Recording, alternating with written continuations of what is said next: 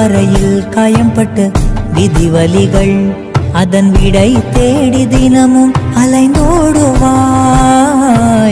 கண்கள் காணா எதிரியை தேடி அலைந்தால் நீ உன்னை நீயே தொலைத்து மனம் வாடுவாய். பாவங்களை எல்லாம் அந்த கங்கை கொண்டு போகும். குற்ற உணர்வாலே மனம் இன்னும் கொஞ்சம் வேகும்.